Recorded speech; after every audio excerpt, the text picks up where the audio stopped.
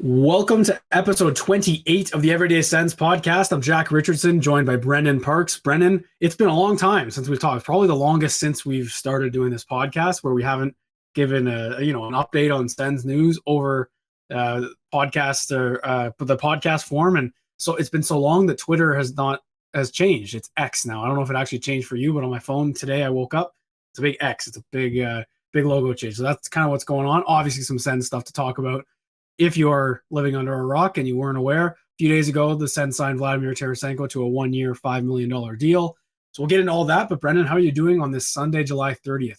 I'm doing good. Yeah, I just came back from Edmonton. I've been there for the whole week, so we didn't get a Friday pod out. We tried to put something together for the when they signed Tarasenko, but it just wasn't feasible. So it was like, whatever, we will talk about it today. We're going to dive into all that. But yeah, I mean, it has been a while. Our last pod was the Igor Sokolov interview, which we got a lot of good feedback on. I know Ian, who we had on as a guest before that, gave us a nice little glowing recommendation too. So that was nice to see. But we recorded that last Saturday, so it's been quite some time here. A couple things happened, but the biggest thing, obviously, Tarasenko. I want to dive into it. I managed to get a quick article up on everydaysens.com while I was out in Edmonton, but I didn't really get to dive into like the in-depth stuff. It was more just like a quick initial reaction. So I think today we can kind of break down who the player is, because Ottawa's forward group, I just posted something comparing them to last year, and it just looks so much better. Like with Tarasenko in the mix, regardless of him individually, the depth it provides, like it looks so much better. So I think we can dive into that and just kind of go over all of it. And then we've got some other things that are related to that as well.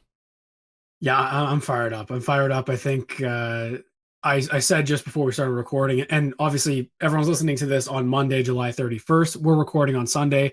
We kind of flip-flop if we record day of next, the day before. So in the event that something happens, because we'll get into what they need to do next after the Tarasenko signing, but in the event something breaks, it will be a bit dated, but that's okay.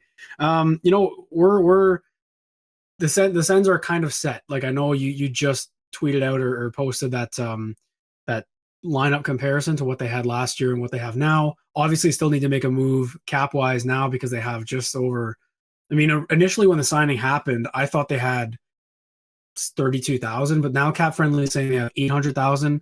I'm not sure if that's because someone's not activated off injured. Like that could just be Sokolov. I don't really know, but yeah, the interview with Igor. Let's touch on that quickly first. Like it was a lot of fun, and we talked to, we introduced the interview right after we had interviewed him, if no one had seen it yet, and that's kind of our reaction. It was just we were both really pleasantly surprised, and we both knew Igor that he was going to be a great interview. He's done them in the past with lots of other podcasts, and he's been very open all the time. But I was just shocked. We got him to go on for about 6 straight minutes just talking, which as an interviewer is just a dream. So he was great. I had a great time, and yeah, the feedback on it has been great. The one with Ian was fantastic as well. So we've got some other interviews planned that we're trying to cook up here, and obviously as we get into August, it'll slow down. So that'll be good for the viewers and good for Sens Army, just trying to get some Sens content in the off season. But like you said, we tried to jump on this Tarasenko thing, and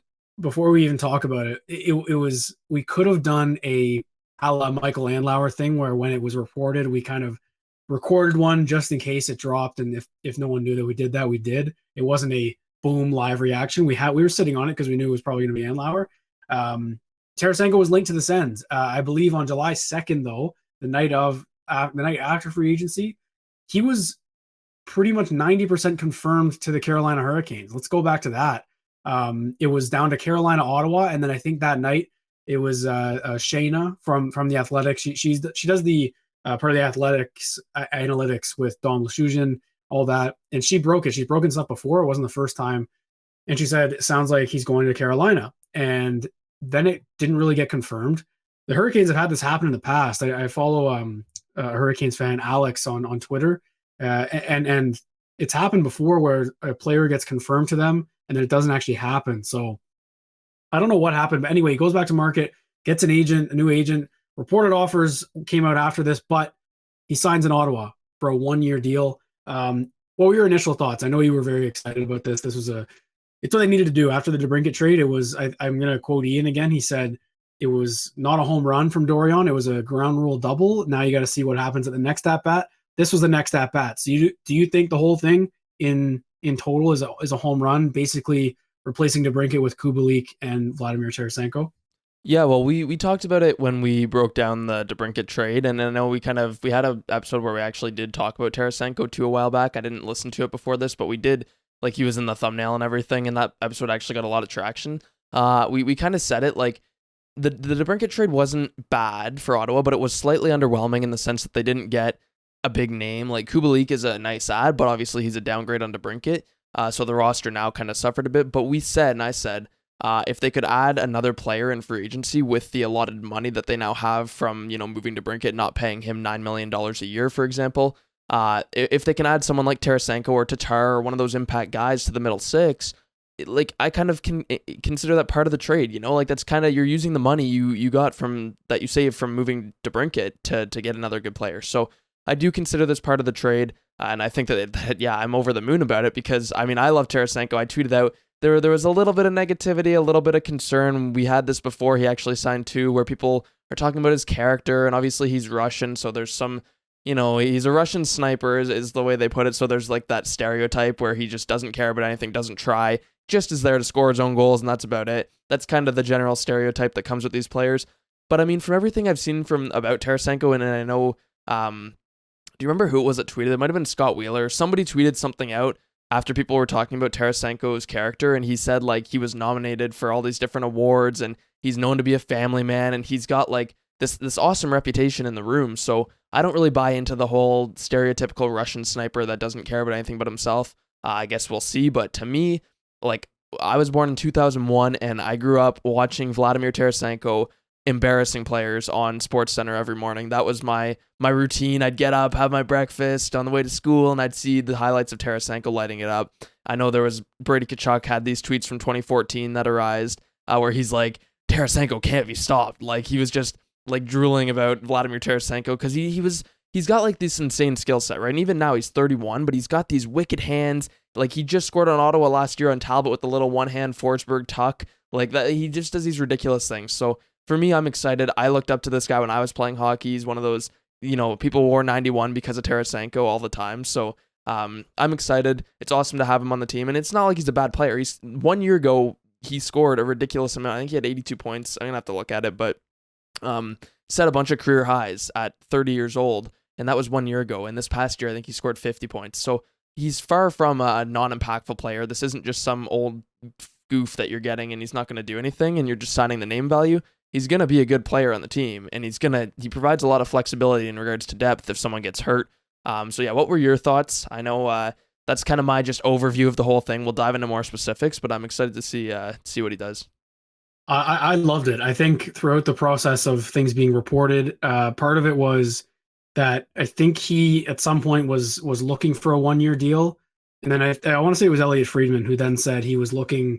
There was a team offering multiple years. We find out now that was Ottawa, who had originally apparently offered him a 4 year deal at the same money.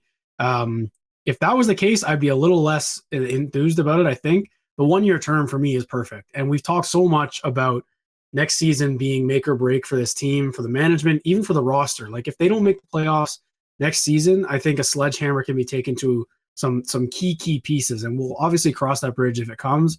I don't think it will. I think this move puts them in the driver's seat and it's always a big if, and I don't like saying if they're healthy, if they're whatever, because that's the same for every team in the league. Like, most teams that don't make the playoffs that should have go through injury issues. It's not a secret, right? The Washington Capitals probably could have been a playoff team last year, but Tom Wilson, Nick Backstrom all missed significant time.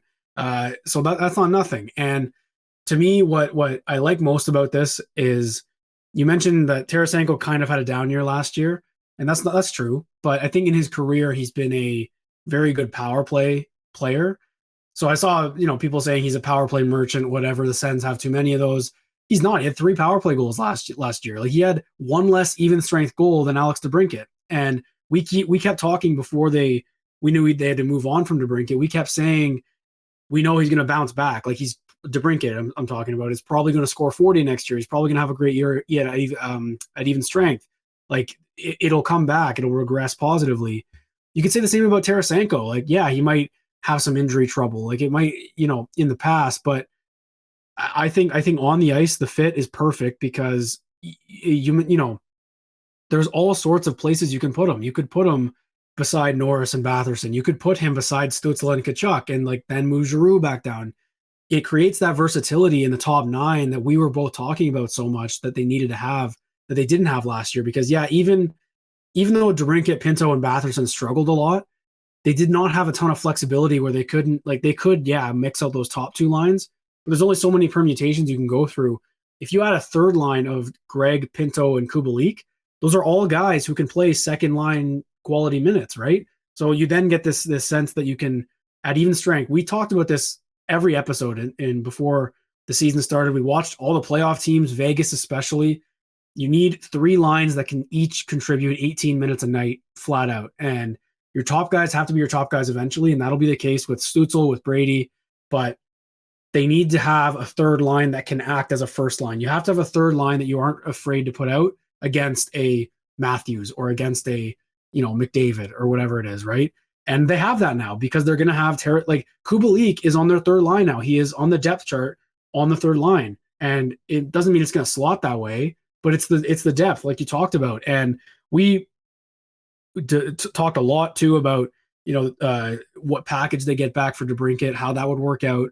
And the trade at face value, yeah, it's probably overall underwhelming, but you're right. You have to allocate this cap space to him because they're paying Kubalik and they're paying Tarasenko 7.5 total next season, and DeBrincat's making 7.75 or whatever he's making. That would have been more in Ottawa too. It would have been closer to 9. Exactly. So they saved money, replaced him adequately, and I love it. I think it's a great move. I think they got 2 shoot first wingers that replaced 1 shoot first winger, and I think that's great. Now, DeBrincat was a play driver. He was a great, he's fast. He's a different kind of player, but for people who didn't like his size because they thought that was kind of holding him back, Tarasenko's a tank.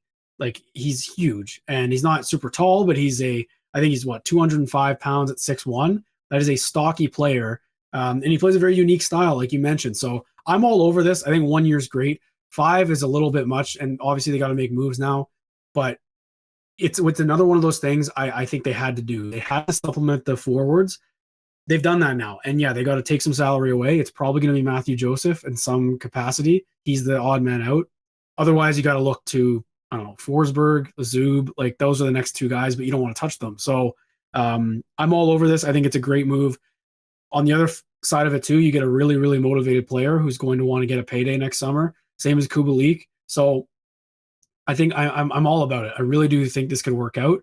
I think it's a great move that they've just added to their depth. That second power play is going to be elite. It's going to be better than a lot of first units in the league, and that's just a fact.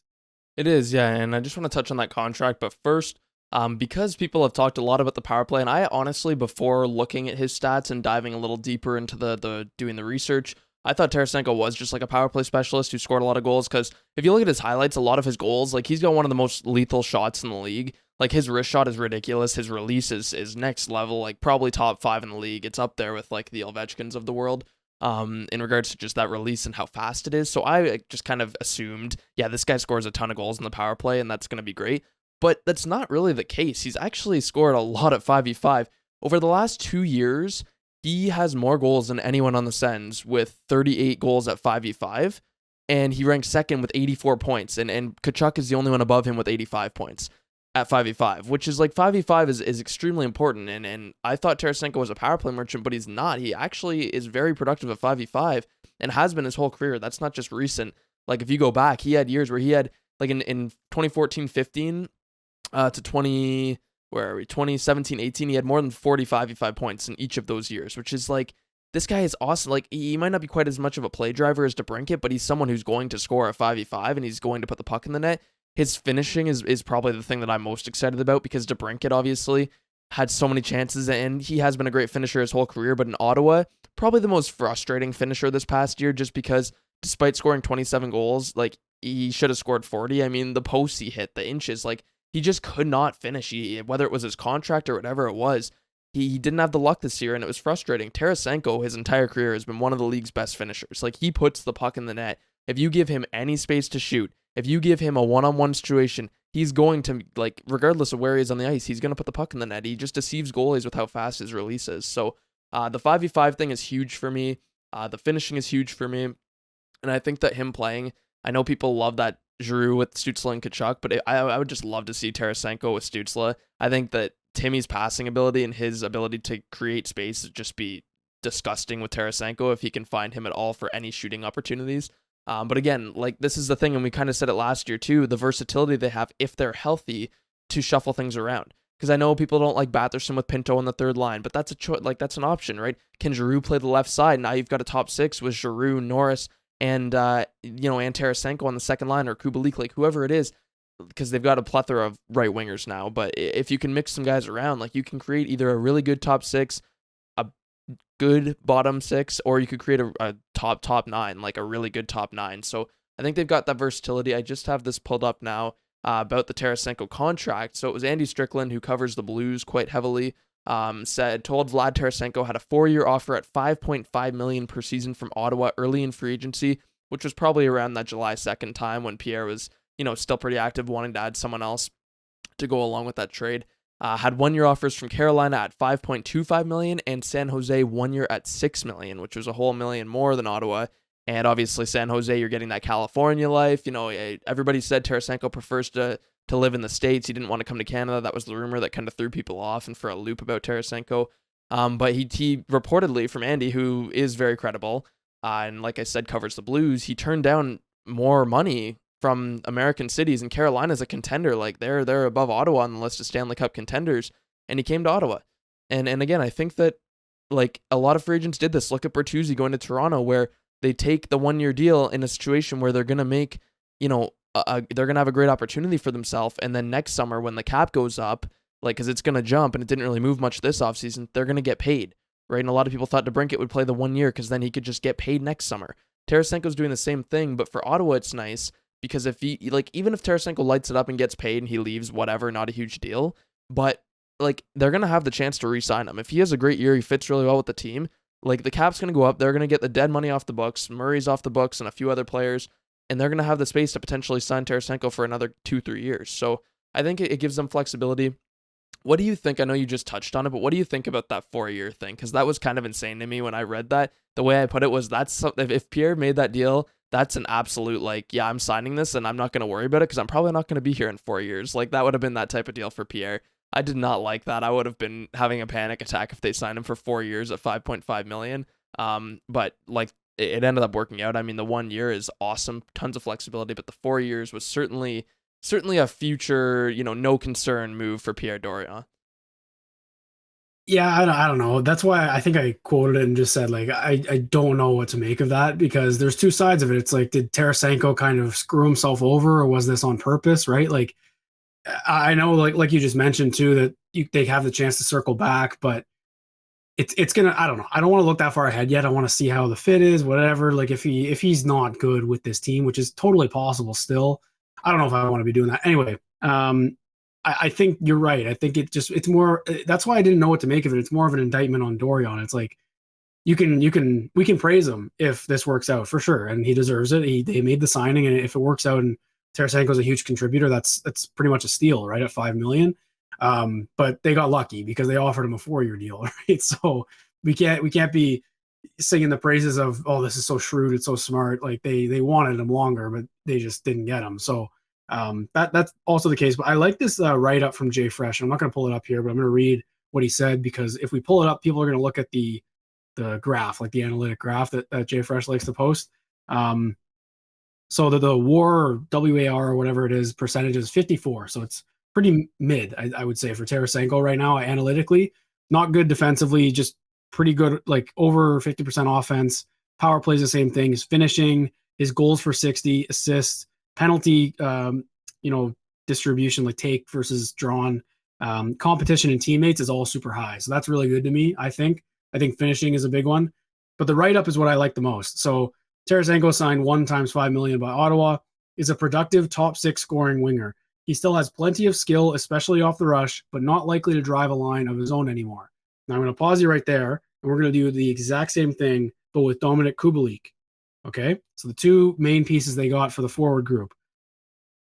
Dominik Kubalik, acquired by Ottawa, is a middle 6 scoring winger who takes a lot of one-timers. That's literally what the wish list was this season, if they kept DeBrincat or not, was to get middle 6 scoring help and they did it. They got two guys. So on paper, I know you mentioned this right before we started recording. On paper, this team is better than they were last year. They absolutely are. And that's just the forward. The forwards are better than they were last year. The top six probably on paper took a hit because DeBrincat's the best player, but the top nine got way stronger. The defense is miles better than it was last year. Goaltending should be stronger, but again, it's a crapshoot, so you don't really know. But based on what we know about Korpisalo, I would say Korpisalo is a better goalie than Cam Talbot as of today. So it's an upgrade. Is. So they upgraded literally every position. This has to be a playoff team. They finished 6 points out. They were right there. They just kind of fell off because of injuries towards the end of the season. Like I think they could have pushed that to be, 3, 4, 2 points out kind of thing. But everyone was hurt. So when healthy, I think this is a playoff team. And you and I have been pushing that narrative that no matter what they did this summer, that's the expectation we have to hold them to. The way they opened this season, I think it's 9 out of 13 of their first games are at the Canadian Tire Center against favorable opponents as of right now on paper. This should be a playoff team. No doubt in my mind. I don't even want to be considering a wild card position where we're at the deadline being like, oh, do we have to move Tarasenko to recoup whatever? This should be a no doubt playoff team by the deadline. And it should be about what can we add to make this more of a reality versus should we keep on to the guys who are probably going to walk. I think that's the expectation. And this contract to me solidifies that because they know that too. This is a rental. It could be a rental and that's okay. It is, yeah. And the thing with the playoffs and what's kind of more exciting this year and the expectation is that if they're not a playoff team and something goes terribly wrong, like you're almost certain that Dorian Smith and everybody else are just gone. Like Andlauer's going to blow it up. So unlike in years past where you had Melnyk and you just felt like if they don't make the playoffs, it's like, whatever, who really cares? Nothing's going to happen, right? This year it's a little different. We actually have expectations where, and I think these moves kind of show that too in the whole, like, I don't care motto from Pierre Dorion where it's like, I'm just going to worry about right now because if I don't prove something this year, I'm done. Like, I'm looking for a new job. Like, he knows that. It's pretty clear. And if you read between the lines of these moves and the reports, you can see that. So I just, on top of the playoff thing, I just wanted to pull this up again because I really don't get why it's not mentioned more about the injuries. Like, I know everybody has injuries, man, but like Ottawa's most common lineup based on games played, I've got it pulled up here. Like, their third line was Joseph, Gambrell, and Brassard, and then Kelly Kastelik Watson.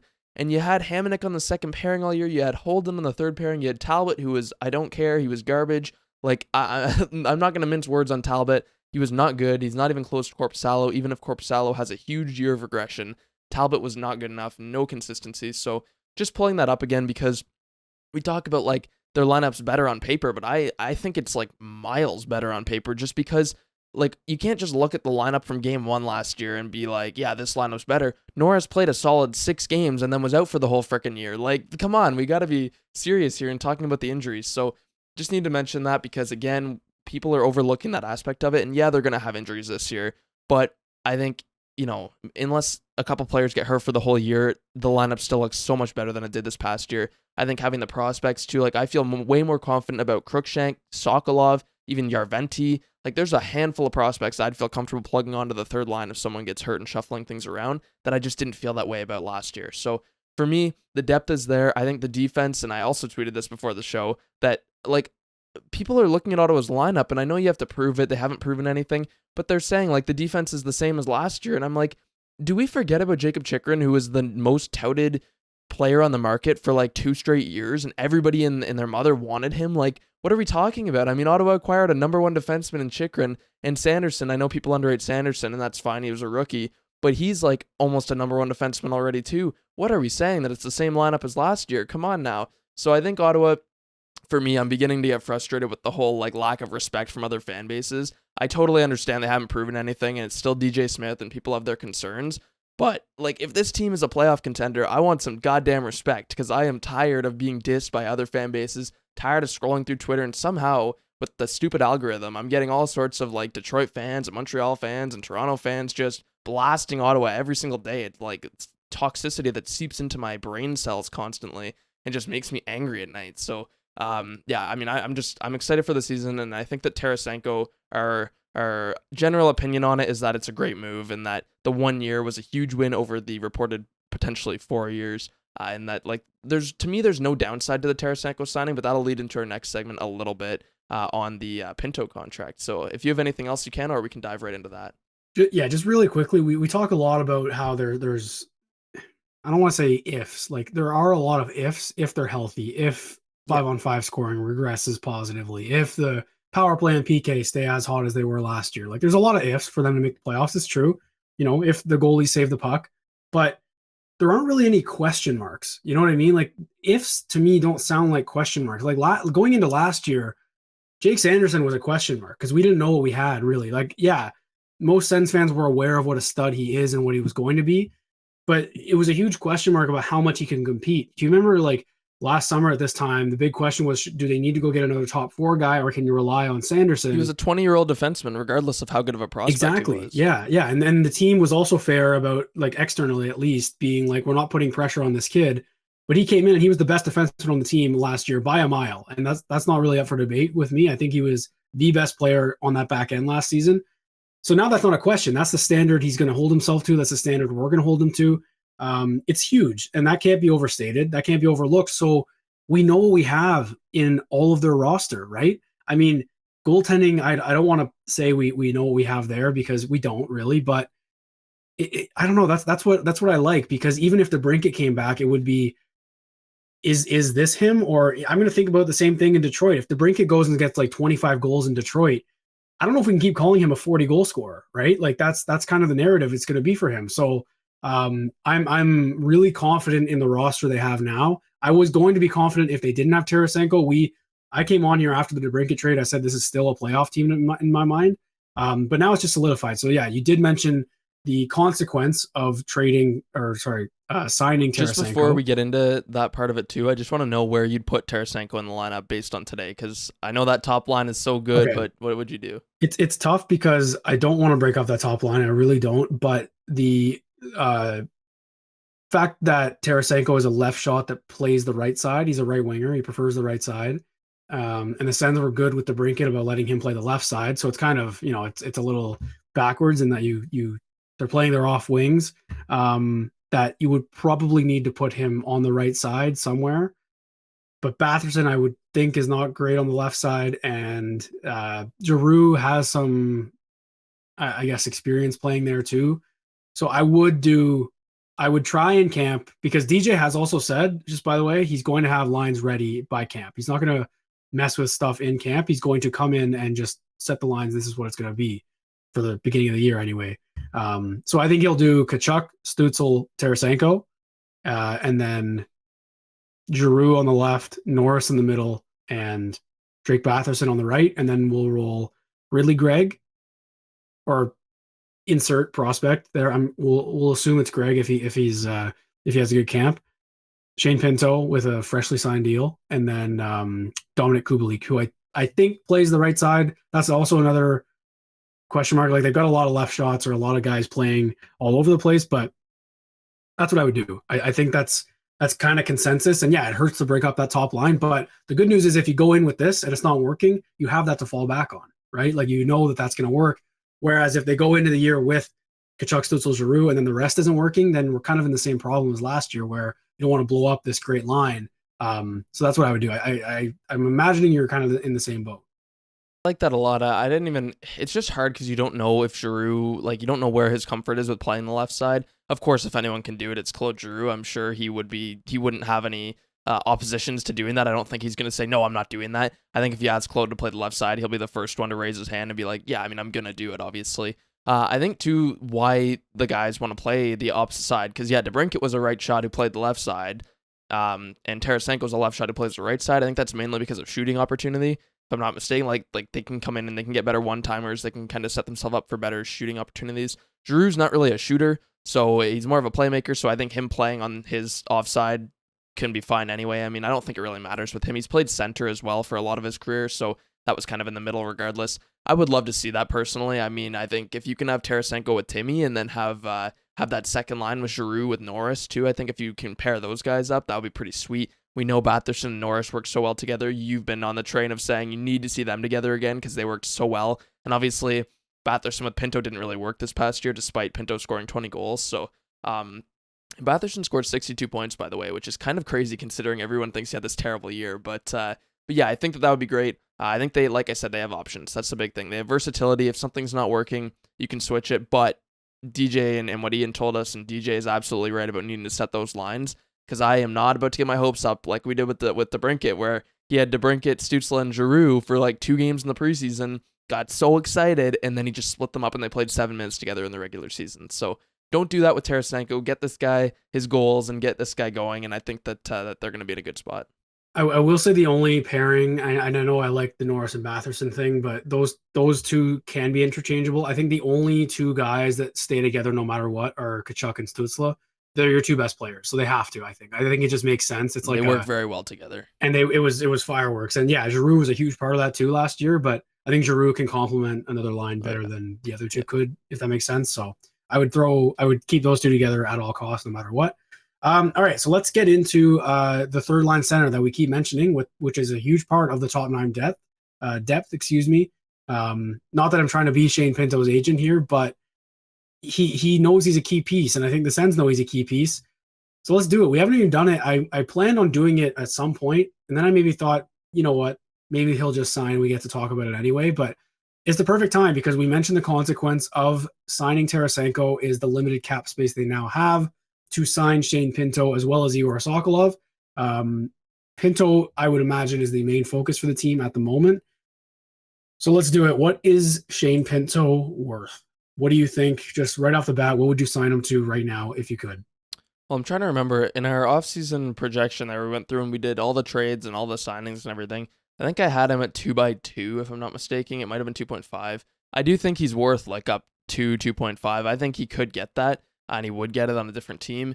I want to believe that Dorian has been talking with his agent and is in a spot where he has a good understanding of Shane's mentality here, and if he's kind of willing to buy into the team mentality because obviously, again, this summer, the cap didn't go up very much or at all, and it's just kind of been a tight spot for everybody in the league. There's a lot of teams over the cap. I'm wondering if he has talked to Shane's agent and gauged where he's at in regards to taking a cheaper deal for 1 year, and then, because that'll help the team now, and then kind of cashing in next summer, you could say, when the cap goes up and they've got the dead money off the books.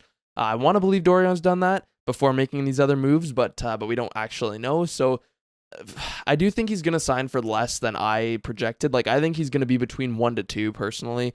They still have to move money. They have $895K, I believe, right now available in cap space. So I do think someone's out the door, and we can talk about the implications here in a minute, but I think Pinto's probably going to go, like, he's not going to take a league minimum deal, surely, where he's like, yeah, I'll sign for $775,000 because I'm going to buy into the team. I think he's still going to get like at least 1.25, 1.5 million for a year.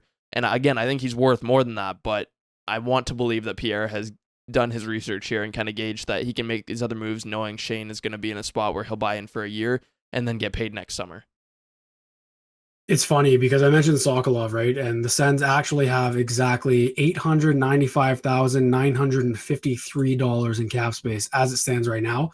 I think that'd be pretty reasonable for Igor, like on a 1 year, one-way deal or whatever so that can be Sokolov's money. So I don't want to really look at that as part of Pinto's deal because he's going to make more than the league minimum. But I think you're right. I think if it's a 1 year, it's tough because I think if you're Pinto and the Sens come at you and say, look, we'll give you 1, cap's going up next year, then we'll talk again. If I'm Pinto, who's got that injury history, I just played a full year.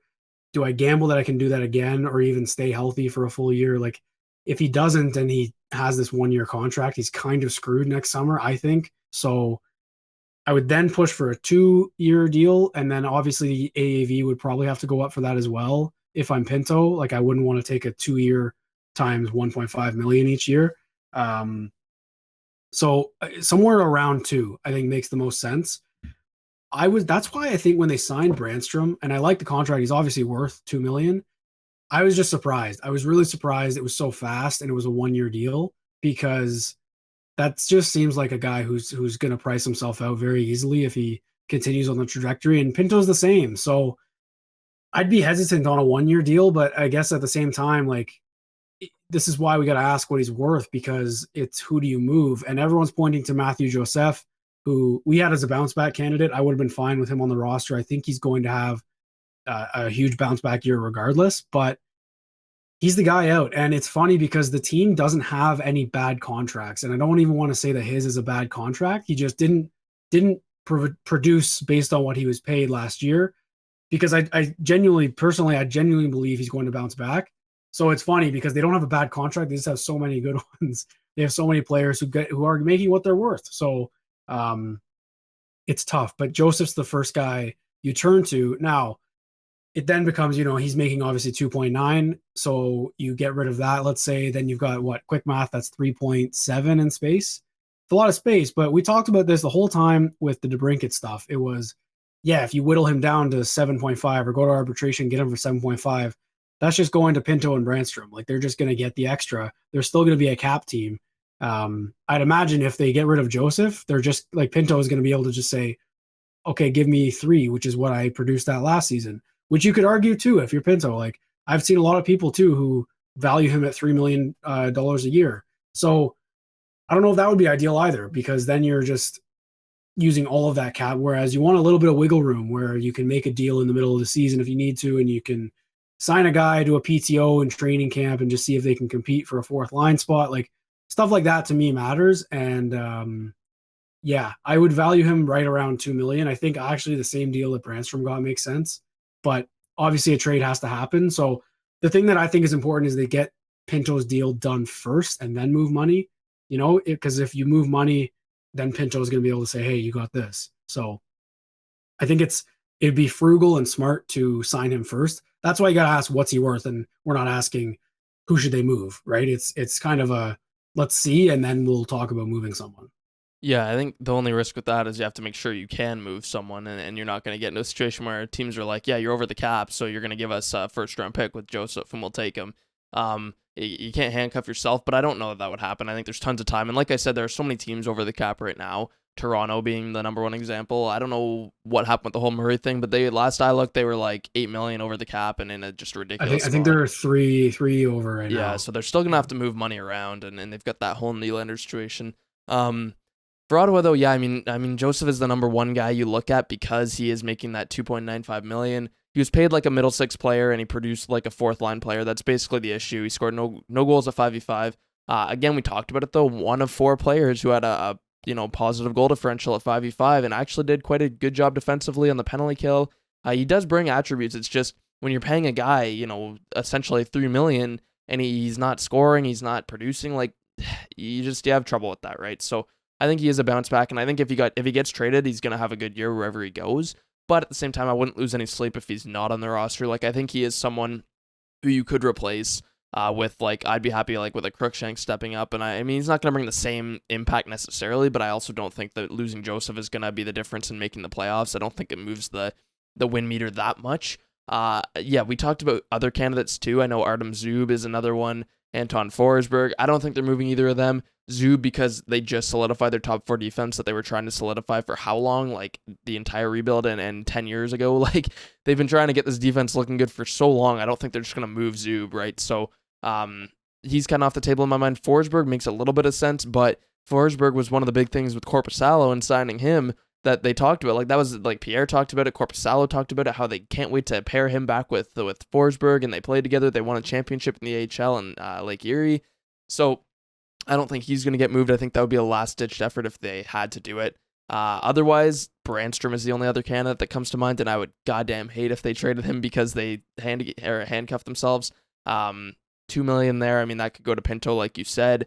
But again, the roster, I think if you lose Brandstrom, that's making the roster worse for sure. There's not many options. Same with Forsberg and Zub, of course, but I think Joseph's the most obvious, and I think you're going to have to give a pretty penny to move him, to be honest with you. I think it'll cost you a second or a third round pick at least, which isn't the end of the world for the Sens at this point, but if you can send him to somebody like the Coyotes or one of those teams, Chicago, right, that would be okay. But I'm not concerned. I've been a little surprised by the amount of people on Twitter who have been like pretty outraged about the move. Not outraged at signing Tarasenko, but just like showing a lot of concern about the cap. They're like, well, we're not going to sign Pinto now. He's going to leave. And it's like, Pinto, I love Shane, but he doesn't have any leverage here. He's an RFA. He's young. Like the Sens have the leverage here. If Shane wants to sit out because he won't sign a team-friendly deal for 1 year, even though that might not be fair to him, that's just like that. That's kind of the situation, right? Is it's either he's going to sign or he's going to sit out for the year. And I don't think that the latter is a good option for anybody. So, you don't want to burn any bridges with him, but I think, like I said, I want to hope that, like, I want to believe that Pierre has done his research and talked to Pinto throughout the process and kind of said, we know we're bringing players in, but at the same time, like, he's a competitor too. He wants to win. He wants to build a good team. Jacob Chikrin, when they signed Tarasenko, put it on his story with a bunch of fire emojis. Like, obviously the boys are excited, right? Like, it's just players, they want to make money, but they also want to win. And I think, like, seeing where Ottawa's been for the last few years, and when Pinto got drafted in 2019, I'm sure the narrative about Ottawa was that they were a terrible place to be. He got, like, the rough end of the stick by getting drafted by the Sens. You know, they were just in this awful spot. I'm sure he wants to build the organization up as well. And like I said, taking 1 year at a cheaper deal is not the end of the world. I'm pretty confident he's going to be on board with that. But yeah, like I think regardless of what happens, they're going to move the money and they're going to make the space. And if they move Joseph too, and then they don't retain anything, that's $3 million in cap space. It opens up basically. So I think they're going to have options. But yeah, I'm not concerned at all. And I think people are overreacting a little bit.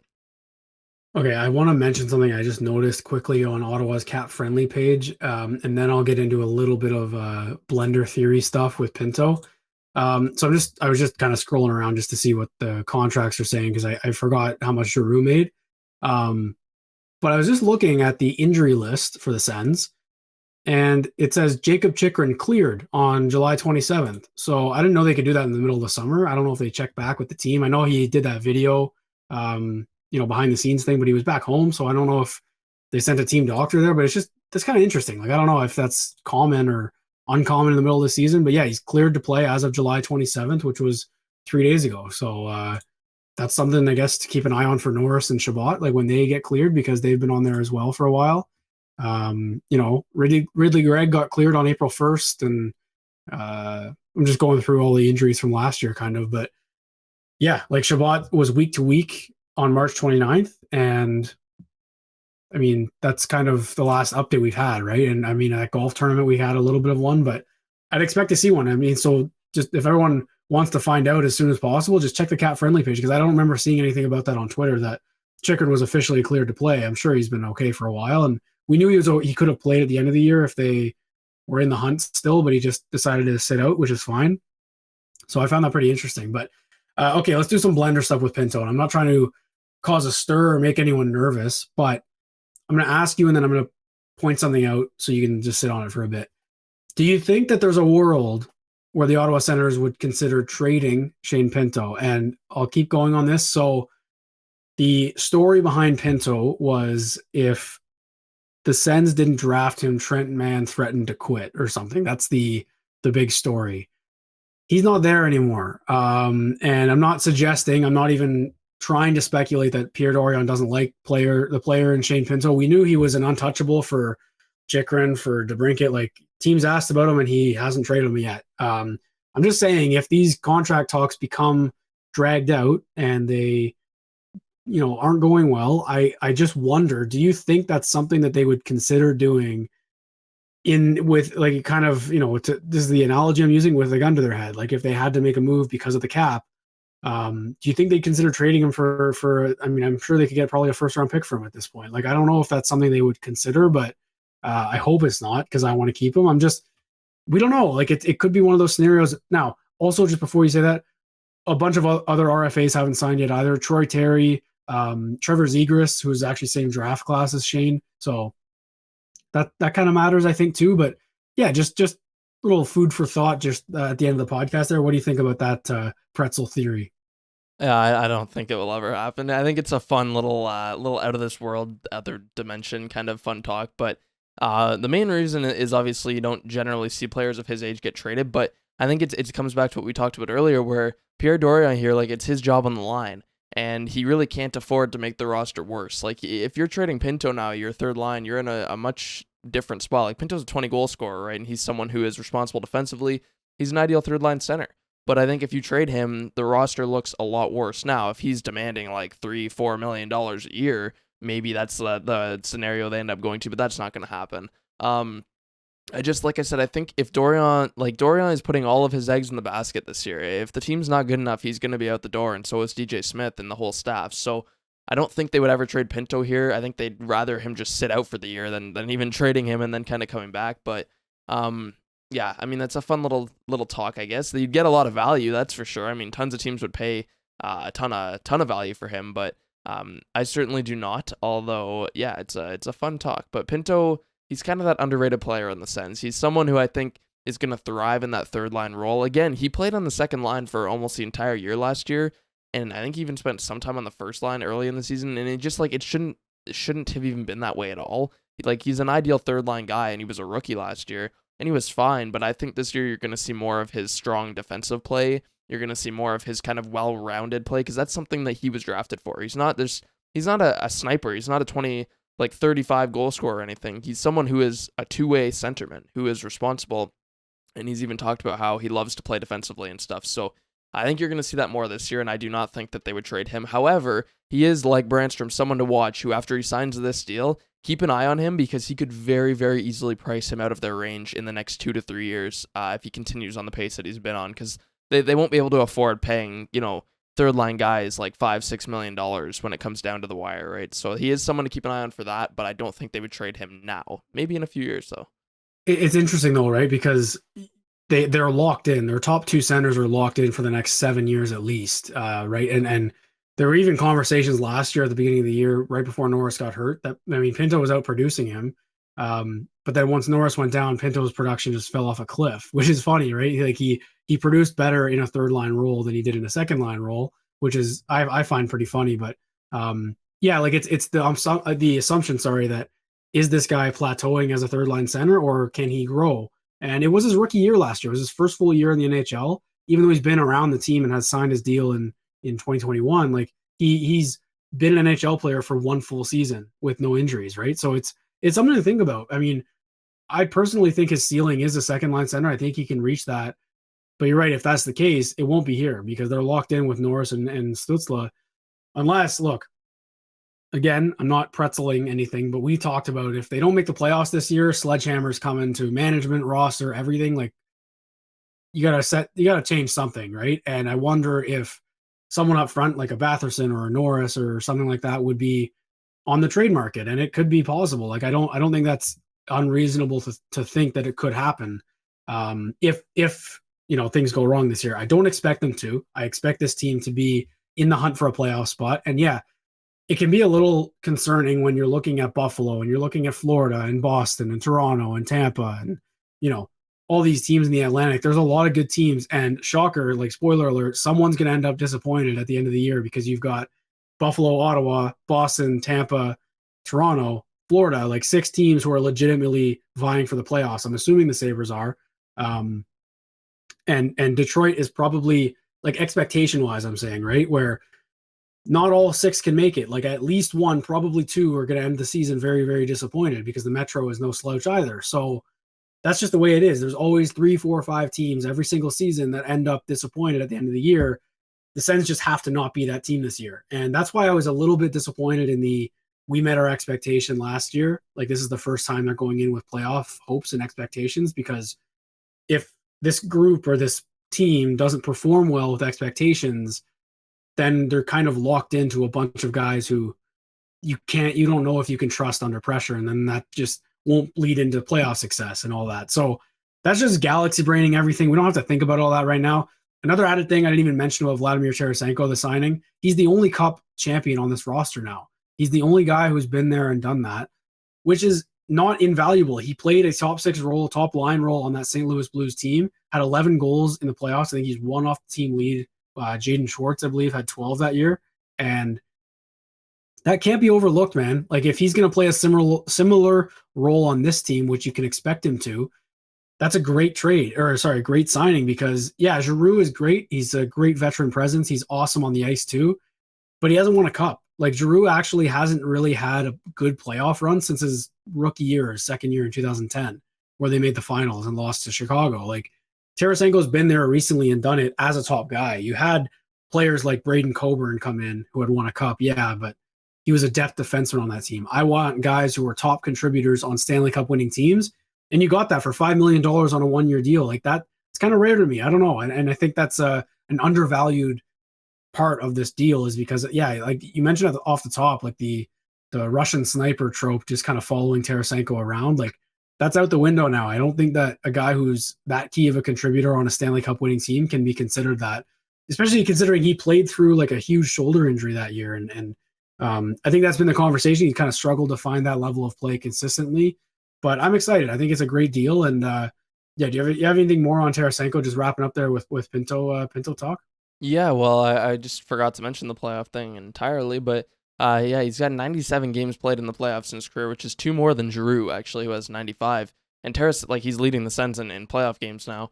And he also, like, he scored 44 goals in those 97 playoff games. So, along with that Russian sniper trope, like Giroux has 28 and 95 for reference. But with the Russian sniper trope is that they disappear in the important games. That's another thing that goes along with them, too, and why people just have this like narrative. Like, you can see it when some people talk about them because you can tell they haven't done the actual research on the player and they're just making these bold assumptions based on these stereotypes. But yeah, like he's scored at like a point 0.5 goal per game pace in the playoffs, which is the most critical time. Like you said, he had 11 goals in 26 games in that Stanley Cup run. So that's a huge thing. The concern too with Tarasenko was that I'm just trying to remember the years now. So in 20, I can't even find it now, but a couple of years ago, he had injury problems. That was one of the other concerns, was that in the COVID years, I think he had injury problems where he only played like 24 games over the course of 2 seasons. And after that, I think coming back, he hasn't averaged like first line minutes or anything. He's averaged quite low ice time for the last several years of his career. But I think people were concerned about the injuries and if he could stay healthy. I've seen some people say that too, where, well, he's never healthy. He's just going to be like Norris and out all the time. And it's like, I mean, like we talked about, last year was a career year for him. He had a ridiculous amount of points, ridiculous amount of goals.